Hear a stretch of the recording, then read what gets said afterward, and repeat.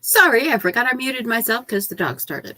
Good morning, lovelies, and welcome to another edition of Breaking the Block Writerly Chats and Problem Solving for Writers. I am your host today, Mama Maggie Ward, independent author, stroke survivor, migraine sufferer, and I am here to try to help you so everyone can get together and talk about it. Hello, Miranda. Miranda's Cauldron is here. Rita, she runs a lovely channel where she also does tarot streams. So, hey, good morning to you today. I'm a little phlegmy today. You may call me Mama Mucus. Fall allergies are just not. I'm just nodding. Yeah. The phlegmy. Alrighty then. I am your only host today so far. I'm itching. Yeah, the mosquitoes have not died off, and I got like here and here and here. So if you see me like constantly scratching, I'm trying. Oh, and over here. I'm trying, but the mosquitoes like ate me. So I have a few itchy spots. All right. So today's stream. These are some things that have popped up in writerly streams that I've seen this week. If you are not familiar with the AuthorTube Sheets, it is a collection of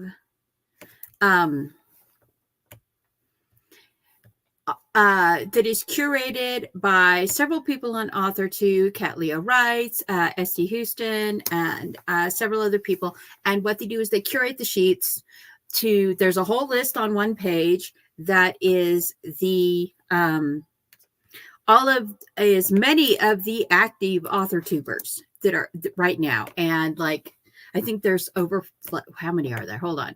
Last time I checked, there was over 300. How many are we down to? How many currently? Oh, wow. Currently, we have 544 listed AuthorTuber links on the Google Sheets AuthorTube writing playlist. And if you go to the bottom of that, there is a timesheet cheat to tell you to help you figure out the time zone you're in. And there is a list for streams going back a few days, plus the daily streams, productivity streams, creativity streams, print streams. Like today is Sunday, the 27th, and currently, right now, K Parquet is streaming. Sam Cahill is streaming. A little while later, writer Samantha Nassett's going to be streaming. Sarah Brody's going to be streaming. Jules, the Dawdling Writer, will be streaming. Esther Andahar will be streaming. Holly Davis, Self-Pub with Andy is coming on later. Nicole's Bookish Nook, Morgan Hazelwood, Storyteller's Heart. So you can see that can I share this? Let me share this. Stop it. I'm going to share this. Share screen so that you can all see what is being done. It's so much work. It is so much work. And so you can see all of these are who are streaming today: Eastern, Central, Mountain, Pacific, and Universal plus things. And down here at the bottom, they have the AuthorTubers list, which with the huge 544 streams that were earlier this week. You can go to these channels and please, AuthorTuber streams are some of the least rewatch streams on all of YouTube. We get throttled, our updates get held, our notifications are invisible sometimes, and because we are the smaller corner of YouTube, we get ignored. So please, if you need to do something, please go find an AuthorTube you like. Go to their channel, set up their streaming playlist. If they're one of the long streamers like me who likes to do 30 and 45-minute streams, and you need a shorter productivity window, you can always bump up the speed to 1.25 or 1.5. Just set yourself up a list and, help support these other AuthorTubers. Also, the chats are great to have in the background while you're cleaning house, because we have some really hysterical things that go on the chats, which is what led to our latest thing called the Bog Hag Anthology. AuthorTube Presents Bog Hag is an anthology that was put together by a bunch of different AuthorTubers, hosted by our lovely Nicole Thomas Ford. She got it all put together. It supports her 501c charity, Quill Cottage Rescues, which is a small mammal rescue in Ohio. So please help everyone with everything that you're doing. Okay, let's see we've got Rita here. Hello, Nahalina. I hope I said that right. That is a very pretty name. Good morning, Sako. Sako is also with me in the Bog Hag Anthology.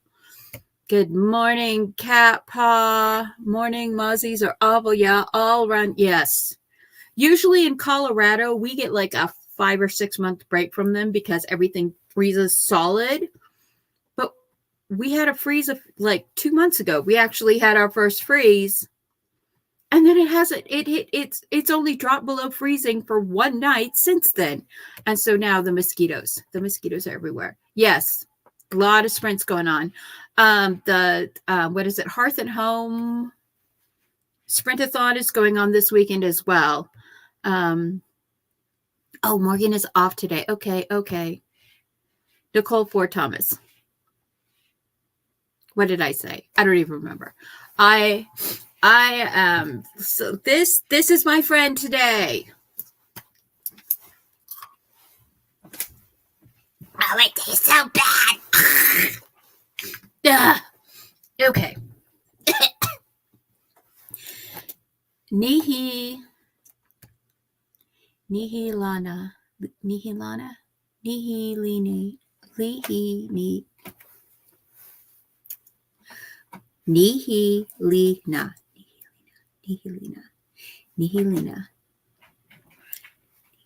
Okay.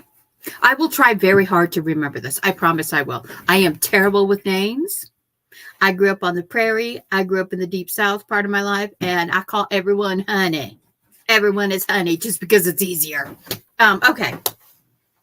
So, the first topic that we have today is actually something that came up in the chats this week. So I'm going to put it in the comment. I'm going to make a little banner for it so we can all look at it while everybody's chatting about it.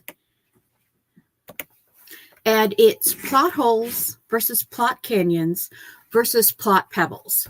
Now, let me do a little explanation to it. Everyone knows what a plot hole is. It's when you find a hole in your book and you're like, now I have to fix this.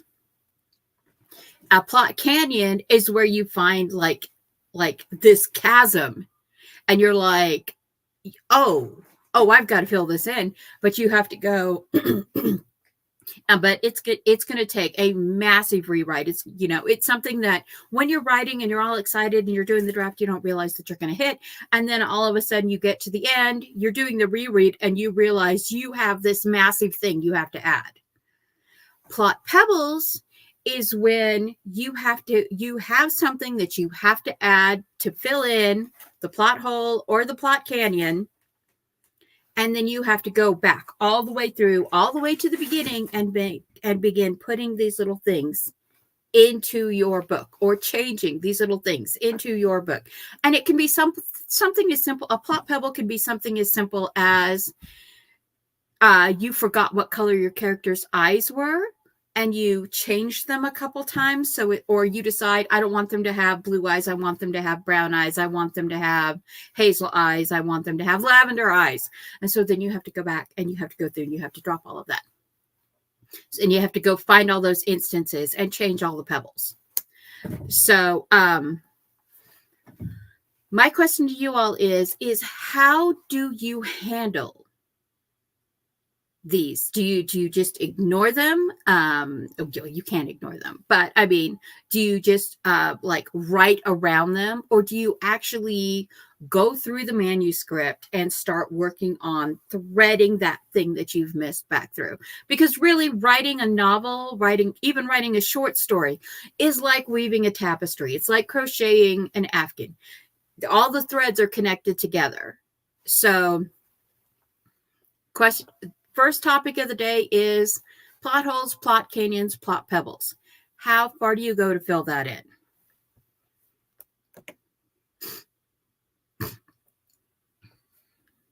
All right. Okay. Why is StreamYard not updating? Where's my comments? Okay.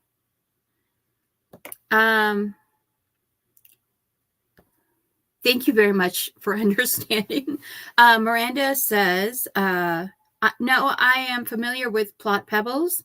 One thing changed in chapter 10, then returned to chapter 1 and slowly fixing the problems. Sako says, I rewrite the chapters. Yeah. I am having to go back in Relic of Time War series, and there's a thread that I ended up adding about one of the character's daughters. And spoiler, she dies, but there's no emotional investment. It was pointed out to me that there's no because I've always known this character was going to die. There was no emotional investment in this character. Her sister, everyone is attached to her twin sister. Her twin sister has all these scenes, and I realized that she was a prop on the wall. She was a chair in the room. Except for these interactions with her sister. And there's a thing coming in 2 books where after this character dies, because she and her sister are so close, her sister becomes her vessel for a while. Like the bad guys are like being filled with shadows, parasites. And this character becomes basically the same thing, but she's like a light warrior. She's become a celestial warrior because she sacrificed herself in battle to save her sister and her little brother and her nephew. And so she actually comes, there's actually 2 places where she comes back because her sister is a shepherdess. She has healing magic. She has animal magic. And the one who dies has huntress magic. So she's a warrior. And she actually comes back and like takes over her sister's body to fight against one of the shadow indwelled ones. So yeah, so I had to go back and like put all that through, and it was crazy. It was crazy because I was like, I'm adding this in. I had to go back and add it into 4 books. And that's like one of the advantages of having the series completed before I start is while I'm going through final edits and stuff publishing, is I'm able to go back and put these back in.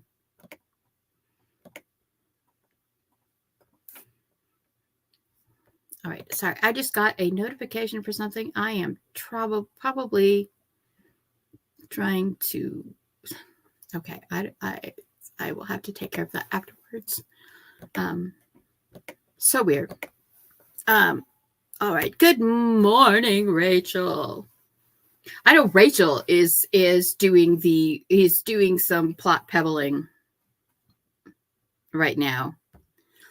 Sako, I revise 4 times. I call it after that. Yeah. Getting stuck in that cycle of rewriting, that can be an issue. Because the imp talks to all of us. It really, really does. We will all be working on something and it will start whispering in our ear, which brings us to the next topic. Come on. Open. Hold on a second. Which brings us to our next topic. Thank you for the segue, Sako. Okay, save and show. Rewriting or redrafting. What is the difference? Rewriting is just making the adjustments, making the tweaking, working out the things, or redrafting, taking the manuscript, chucking it in the hold pile, and starting from the bare bones. Which is needed, which is overkill. What are your thoughts about going through, because you found these plot holes, you found these plot pebbles, you found the plot canyon? Which one do you think is the best for applying for, rewriting is tweaking the manuscript, redoing it, redoing the characters, or redrafting, which starting over completely from just the barest bones? Rachel, plot pebbles are when you change something or find something you need to change, and so you have to go all the way back through the whole manuscript. The example I used was you change your character's eye cover, you change an event that has to do with a character or something else, and then you have to go backwards through the manuscript or forwards through the manuscript, whichever way you work, and replace or add all of this information that was missed in just little tiny, maybe it's just 1 or 2 sentences here or there. That's plot pebbling. That's what you're dropping pebbles or breadcrumbs. It just depends on. I learned writing through a book called The Plot Garden, so everything to me is in like gardening terms. Rewriting and revising can be an issue. Truer words were never spoken. I think as indie writers, we all feel the rewriting, revising, redrafting issues. Stop. Sorry, every cat is coming in here, jumping in my lap, and then jumping down. Rachel says, sorry, Flemmy Mom. I found my limit, though. Now that I have an editor that I trust, I know the limit for revisions, where I will stop going back. Sako says, I guess redraft. Yeah. There's not. I have not ever found another writing term for plot pebbling. I've never found another writing term for it. I've never found anyone else that talks about having to go back and sprinkle these little things back through your manuscript. I don't know if it's called something else. Please put it in the chat so we can share it. Rachel says, I had a side character decide he was an anti-hero instead of a villain. Lol. Miranda says, rewriting for me, I couldn't imagine drafting the same novel over again. I know, right? However, I will say this. There's a lot of writers who have admitted that they have written their first draft. They didn't like it so much, so they rewrote the entire thing. And some of them have done this multiple times. Like not rewritten the draft, but literally redrafted the entire novel. And it's the imp gets in your head that, oh, this is poop, throw it all away, start over. And that is one of the things that really, really just, and it's sometimes I think our own inner voices are the most damaging part of the writer life, are the most mentally traumatizing, even worse than any bad review you could get. I also would rather rewrite than redraft from scratch. Sako says, I actually use Scrivener so that I don't have to start from scratch. Rachel says, I prefer rewriting. We have these 20 years of writing, and we've made decisions about characters and the world as a first draft. Now we have to go back and just rewrite specific things. Miranda says, I've rewritten one chapter of my Witches of Solace at least 4 different ways. Now I like it. Yes, I have done that with the Relic of Time War series, because that's why it's 1.4 million words now, because I have done so much rewriting, and it just, you know, it's crazy when you like find something that you need to do, you know, like I said with Ketha's characters, I've had to go through and add incidences of her using her warrior magic and her using her huntress magic and her willingness to throw herself, because she warrior magic is considered common magic because there are so many with it.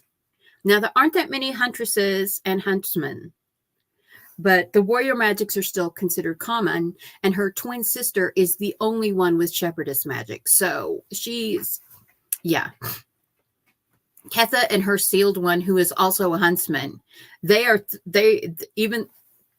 always throwing themselves between Jenna and danger, because Jenna is ride or die, fight to the death mentality. She has the warrior mentality without the magic.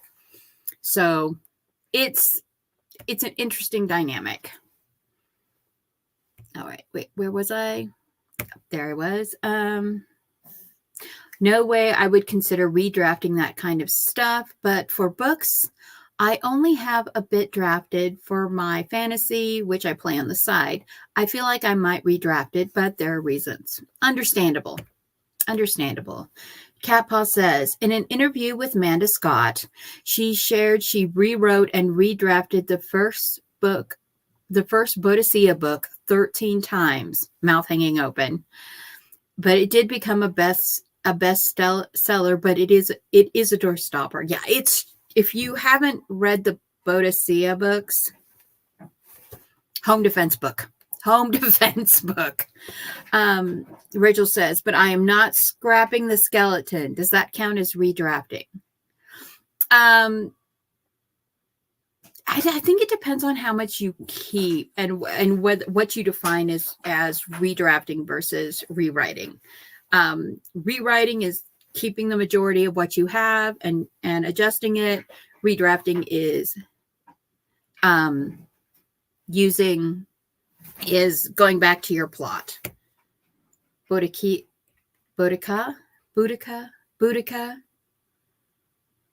Boudicea. I don't know how it's pronounced. I've heard like 5 different ways to pronounce the Celtic queen's name. She kicked Roman ass. Yeah. Okay. All right. And this is just, it's, you know, when do you tell yourself to stop rewriting? When do you tell yourself, I'm not going to redraft this again? How do you tell yourself to stop? Earlier, Sako says she does 4 times and then she steps back. To me, it depends on when the story feels done to OCD Goldbrain. When OCD Goldbrain says, okay, I like this, then I will stop. But to be like when I was doing the Ghost With series, I put in the publishing dates. And I'm like, okay, these are the dates it's going out. We are going to stop rewriting this. We're going to stop. This is where we end. We are going to stop here. And that is something that you know, the imposter syndrome gets in your head and it's like, no, you need to rewrite this again. No, you need to rewrite this again. And that's a struggle that all writers face. And it's not good for our mental health to be constantly thinking, this isn't good enough yet. This isn't good enough yet. This isn't good enough yet. And we get on this loop. And we can actually overdraft our story. We can actually kill our own darling simply by overwriting. So what is your thought on overwriting?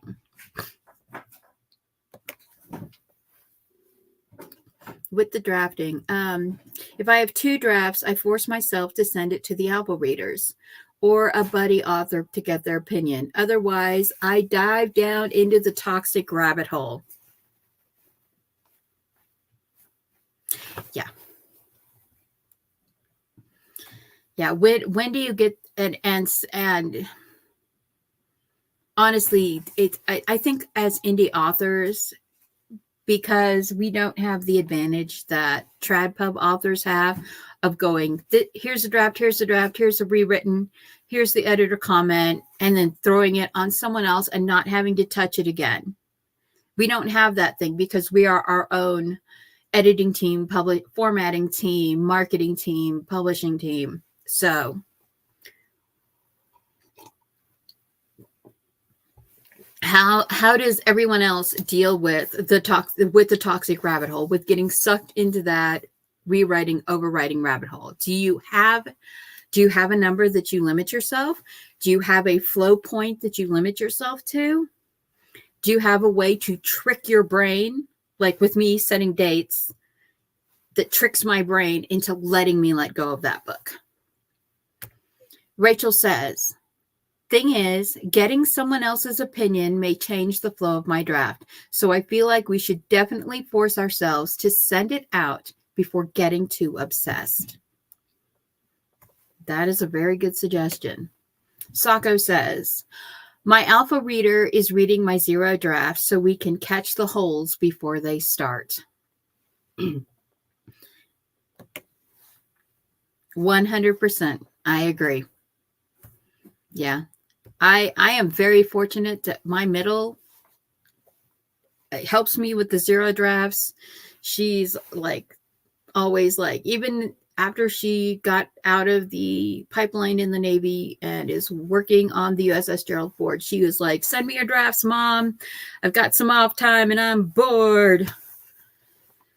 So yeah, I am very blessed to have her and a few other people that are just willing to read my brain dead scrawls for everything. And speaking of that, let's move on to another question.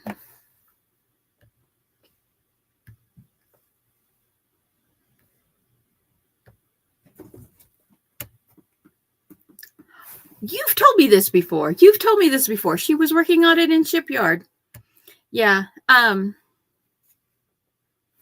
Yeah, she is right now getting bounced between 2 different departments because they don't have enough trained, enough qualified people. So yeah. All right. Where's my banner? It's right. Alrighty, there we go. Peek. All right, let's see. Nihilina says, I have one of my brothers who is very invested in my book, so he will read every draft before I move to the edit so I can have his opinion first. Yeah, it's so nice. It is so nice to have someone that you can just go, what do I do? Yeah. Catball says, wow, I don't let anyone read mine until I'm happy with it. I'd like some of those people to help at earlier stages. Yeah. It really helps to have fellow authors, fellow fans, family members, like friends. I have one family member who reads my book. That's the middle. The other 4 or 5 people that get my drafts, they're just friends. They're just friends of mine who are like, yeah, give me the book to read, and that they will help me. Rita says, every time I read the book, I change something. And when I wrote Witches of Solace over the last 14 years, I set it aside, wrote other books, and returned to Witches and rewrote sections. Yeah, giving yourself space, time definitely helps overwriting, rewriting syndrome. That rewriting overkill that we want to do in the editing stages. I am finally ready for the beta readers in the new year, but super nervous about it. Sago, I get nervous when my family reads my books. Yeah, it really depends on the base of the family that you have, whether or not you're comfortable letting them read your books, or whether or not you're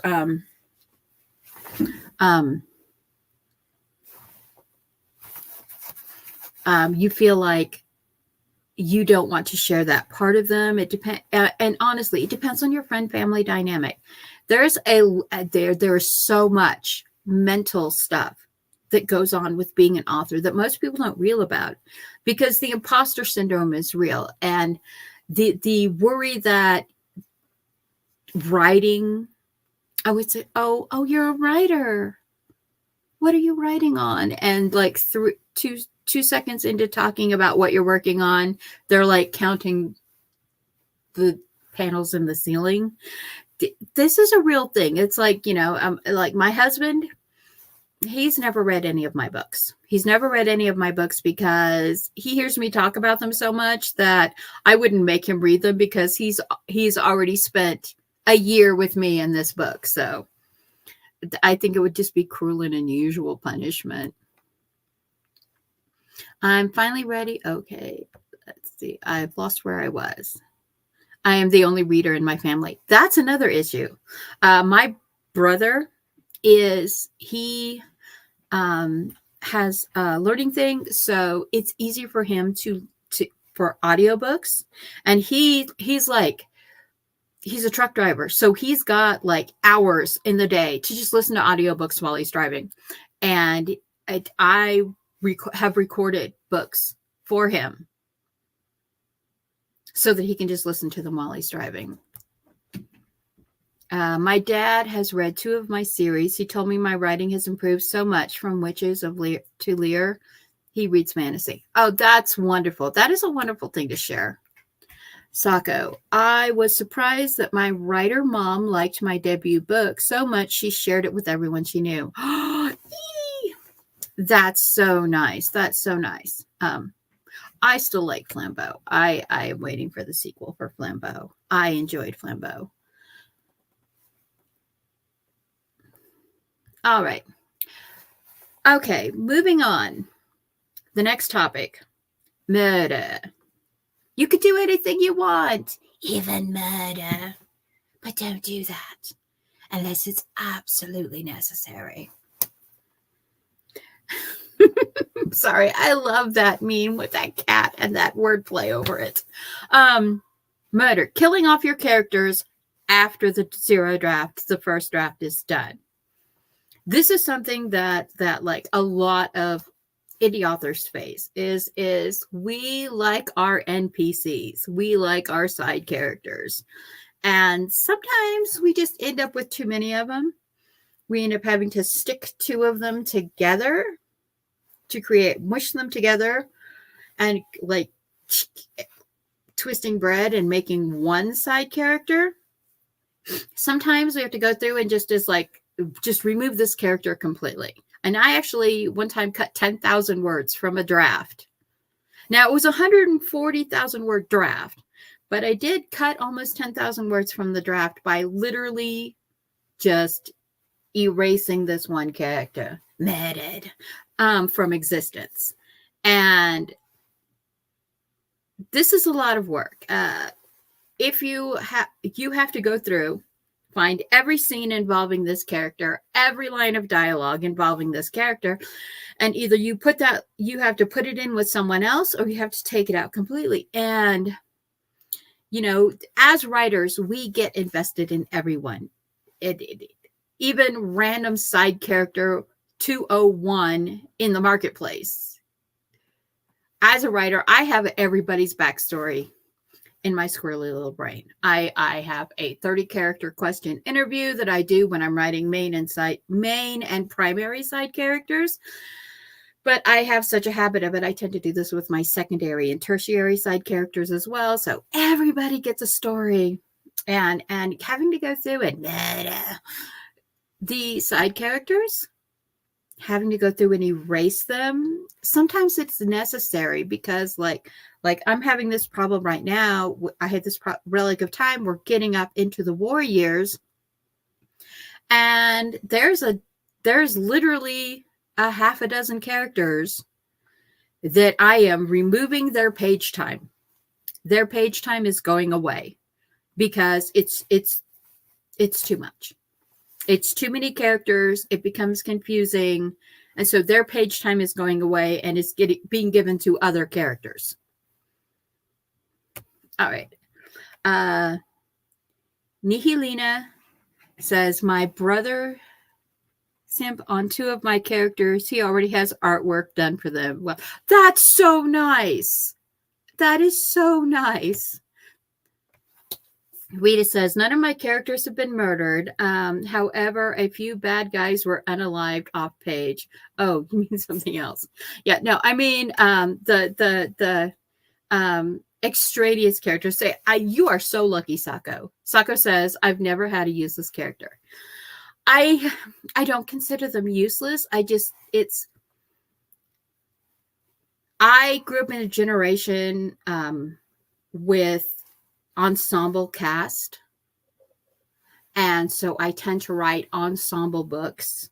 I also grew up reading the older generation, the older books and the older sci-fi fantasies where a lot of new stories, it's just like this one character and 3 or 4 people around them, and that's all you get. All of the characters fit in the hand, and everyone else has no story. They're like non-player characters. They're NPCs. If you're a gamer, you know what that is. They're just there to provide information and interaction.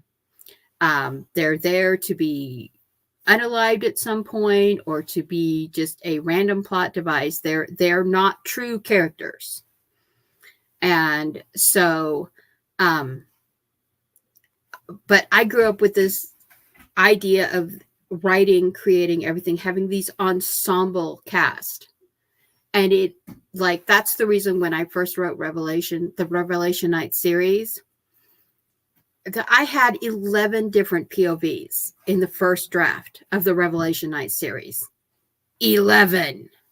And I had to go back and cut it to the 2 primary characters POV, and then this kind of third person omniscient POV, limited omniscience POV for all of the rest of the characters, because it was too much. It was too much. And I don't know if we're finally drifting back to that, because if you look at like the popular things right now, they're starting to move back into these larger cast. So, Sako says, I've never had to remove a character. Catpaw hasn't either. Rita, in one of my series, I do have 40 kids, but most are just sprinkled in. I know their names and their elemental gifts, but the readers mainly know 10 of them. Rachel says, I thought I had NPCs at some points, but their mini plots wound up affecting things in the future plot. So yeah, none are NPCs. It's fun sprinkling in the extra kids in various scenes. Rachel says, they might not just relate to this particular plot, so I need to move them around. I grew up and my formative reading was always full of multiple characters and POVs. Yeah, see, that's the same with me. But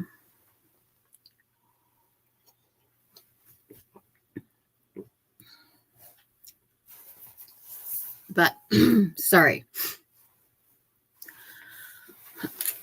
Okay. Yeah, but yeah, I have gotten the complaint from readers that I have too many characters. When I was originally doing the Ghost With series, there are 2 of the Elo characters that I ended up completely removing. Hello, Carrie. Welcome to the stream. Carrie says, I still love the multiple characters and POV style of books. Yeah. it makes the book feel like you're actually in a world and not just following someone around. I'm sorry.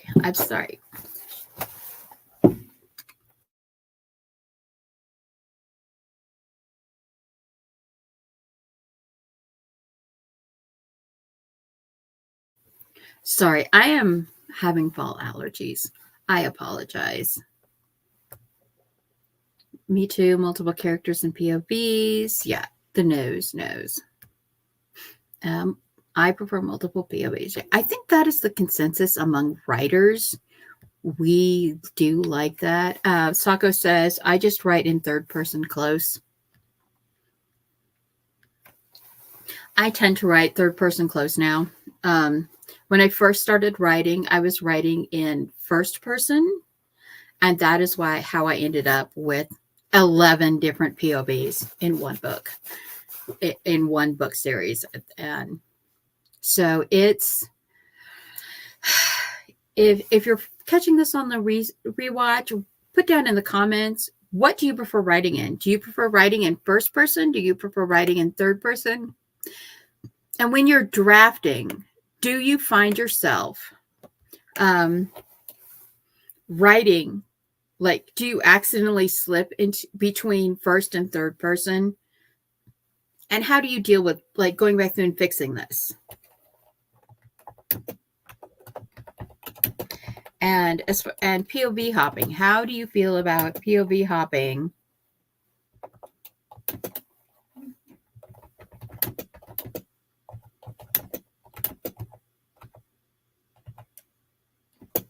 I read a very interesting book that was written in second person limited, and it was like the majority of the book is like reading someone's journal,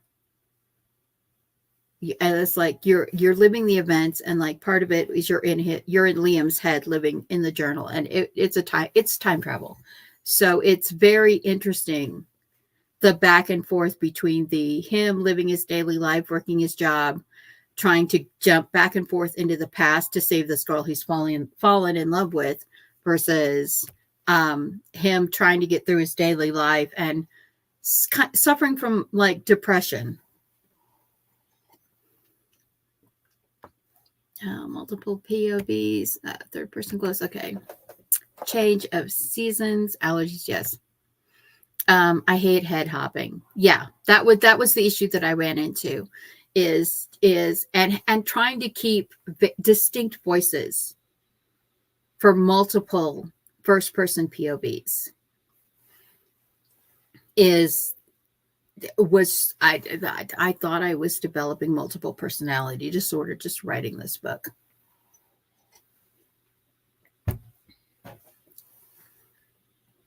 All right. Avita says, each of my POV characters have their own chapters. One of my series had a couple of chapters because it was happening at the same time. Most recent rewrite, I changed it to individual chapters. Yes, I've seen books that do that, where it's like, how do you deal? Okay, here's a question. How do you deal with when you have the multiple POVs? The chapter length discrepancies, because I am, and I know this is just my OCD about having the chapters being within 500 words, all of the chapters in the whole book being within 500 words of the same length. Carrie says, as a writer, I dislike head hopping. As a reader, it depends on the story, but overall, I enjoy the different POVs and the head hopping. Yeah, I'm the same. It depends on the storyline. I read this weird book years and years ago. Back, oh goodness, it was when I was in college. I can't remember what it was called now. But it was when, like, stories like The Joy Luck Club and Under a Tuscan Sky and those kind of stories were very, very popular. And I read this one. It was The Picnic Table, The Garden Table. it was these people at like an outdoor like holiday banquet thing, and it was after like 2 weeks after a funeral of the matriarch of the family, and each chapter was a different person. And it was like 25 chapters. It was like this huge Italian family, and each person had a different chapter. And it was more, to me, it felt more like a collection of short stories, but there was also a plot through. You could also follow the thread through the chapter of this family's entire life. So it was very interesting to me, but it was very hard because there were characters that I was like, I want so much more of this character. I want a whole book for this character. And then there were others the chapter that I read that I was like, why is this person even here? I don't understand how they fit into this whole thing other than to just fill page space. Cat Paw says, one of my favorite books has 4 POVs. It's trad-pubbed. But what gets me is some are first and some are third person, spanning 400 years. It stretched my brain. Yeah. So how do you feel about being in a book? Cat, this is a perfect thing, POV hopping versus first person, third person hopping within a world. Right now I'm doing research on AI story channels on YouTube. And I have found 21 like romancy story type things. And they call themselves romance channels, but no, these are like revenge. Most of them are revenge stories, like betrayed love, revenge stories. And the characters get a happy for now ending. Some of the betrayer characters are always ruined, and literally, I don't know what it is with the names Sarah, Emily, Emma, Ethan, and Adam, but it's like, and Liam. But those are like the 6 names that are literally every single story. And I have found that the majority of these stories are sharing audio files, at least sharing audio files, if not sharing entire videos. So like there's one group of 9 that I am certain that all 9 of these channels, even though it's listed as different start dates, different people, I am certain that all 9 of these channels are run by the same person, because it's literally the exact same videos, including misspelled words on the visual, and weird hops, like dropping, like they'll confuse the names, like the lead character's name or the side character's name will switch between different names. And it's like, there are some of them that were very confusing, and they'll drop between first person and third person, like as the story is going on. And then, these audio novellas that have been turned into these little short fictions, it's very obvious that many of them are AI generated, and I don't think they've ever been looked at by a human writer, because there's like one of them I was listening to last night, the main character's boyfriend was a violinist, then a pianist, then a violinist again. Then his mistress was a pianist, then a cellist, then a pianist again. And it's like, what? And like one story, they'd been together 7 years. No, they were together 10 years. No, they were together 4 years. No, and it's like it has a human never looked at these books and fixed these errors. And someone that's dead is suddenly alive, and some trinket thing or something, the big sentimental trinket thing, changes. The gender of their child changes. And evidently, I don't know what this AI is programmed, this one AI is programmed with, but it evidently believes that every woman on the planet immediately terminates her pregnancy the day she leaves her significant other.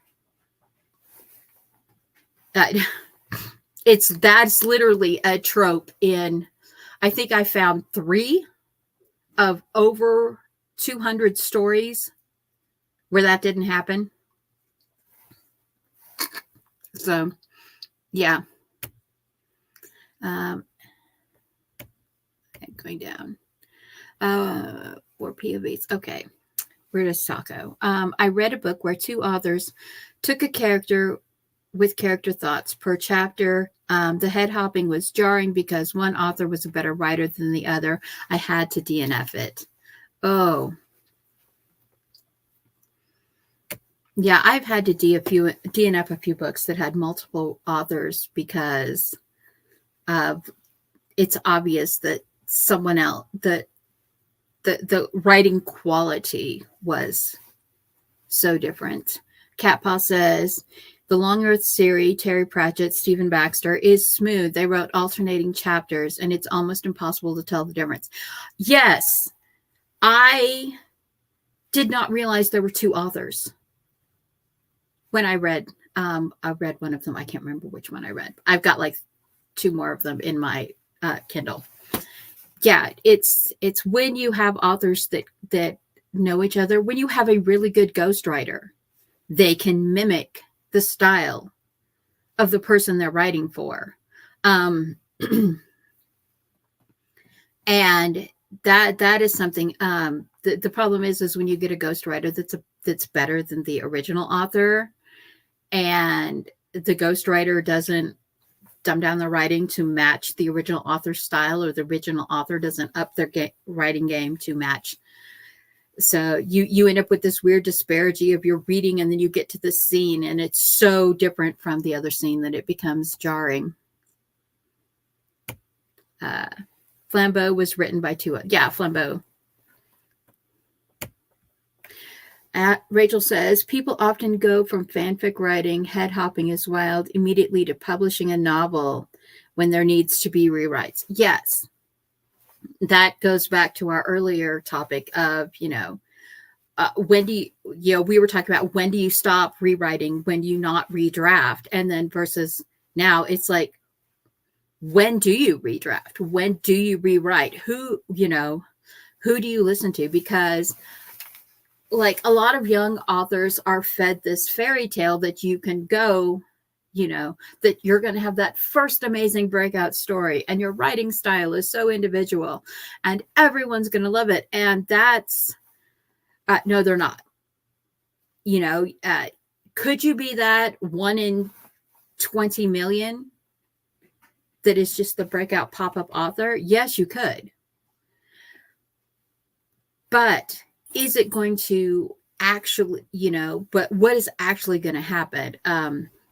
My publishing house is working on a book right now that the guy insists it's historical romance. It's not historical romance. It is like Deerslayer meets, almost like Deerslayer meets Huck Finn, because it's a young man. Things happen. He ends up in the American colonies, in the royal, and they didn't call themselves the colonies back then. They were the territories. And yeah, as a Native American, I'm extremely offended by so much in this book. And yet he published it. This is the redraft republish for the republish. But my poor friend who's the primary editor on this, she is losing her mind. And he's like, but I've already published. I've already done this. And she's like, yes, but you can't publish this like this now.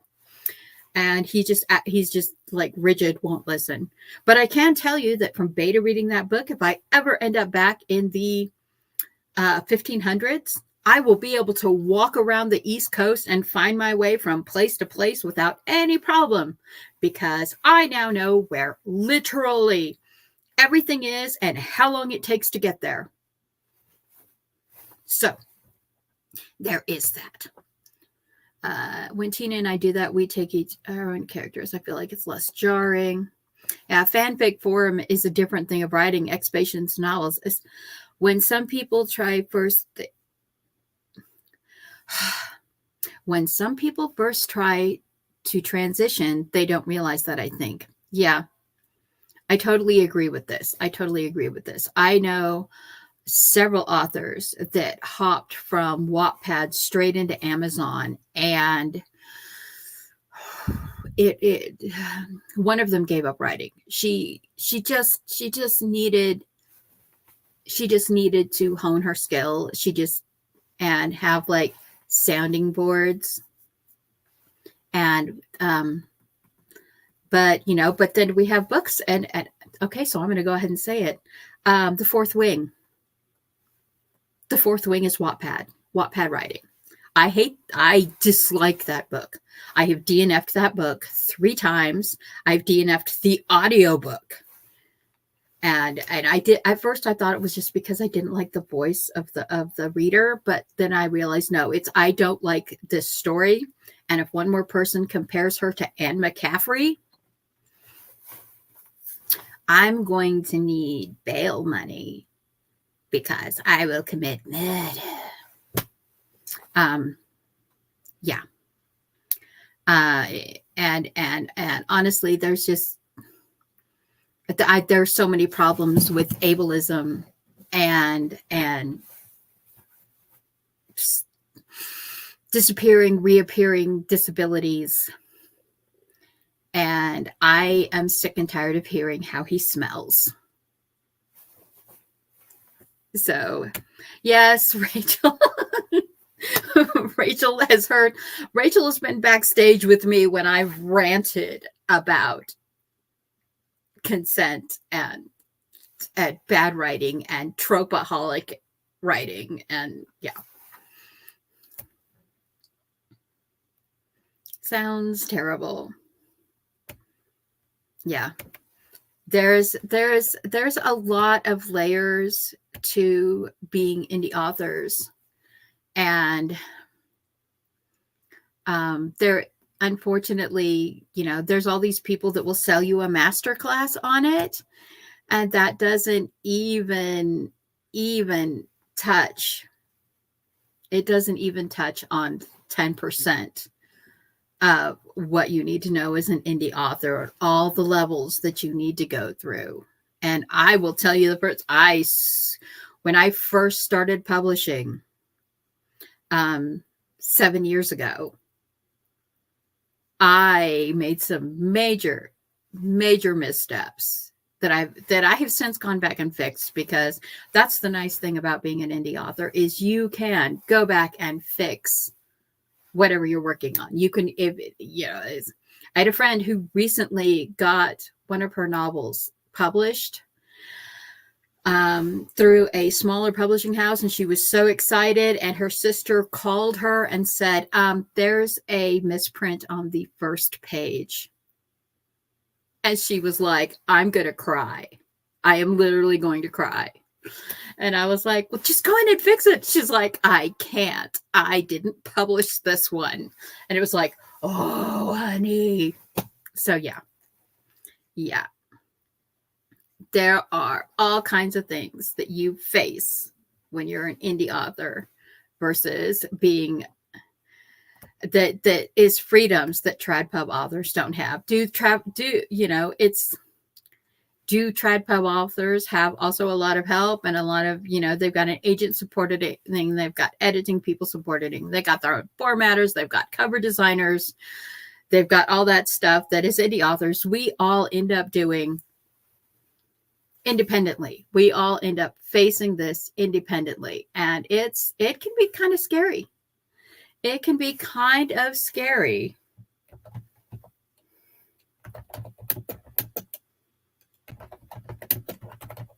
Sorry, I'm adding in, I try to get all of the topics we talk about in the description of these. So I have to hop up and type it in. All right. We are down. We have been on for an hour. Does anyone have anything they need to talk about? Anything they're struggling with? Are you facing a paper doll character? Are you facing a white room syndrome? Do you have a plot hole? Do you have something that you just need to work around? Put your questions below for us to discuss, or are you all ready to wrap it up here?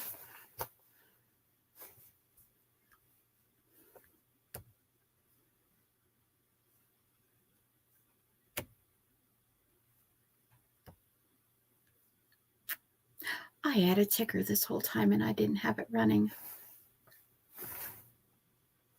Wow.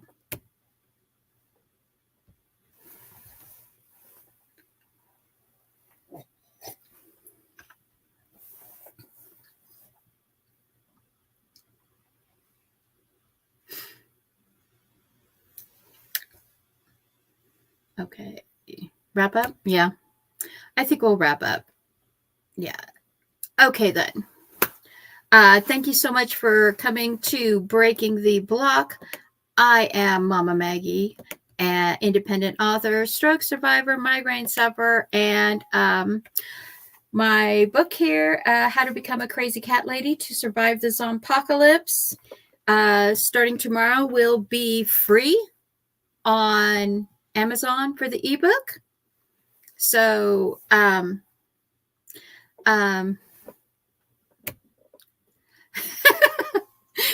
fix your damn book, how to self-edit. Yeah, that's actually, I have that book on my TBR. Let me know how it is. I am very interested in that one.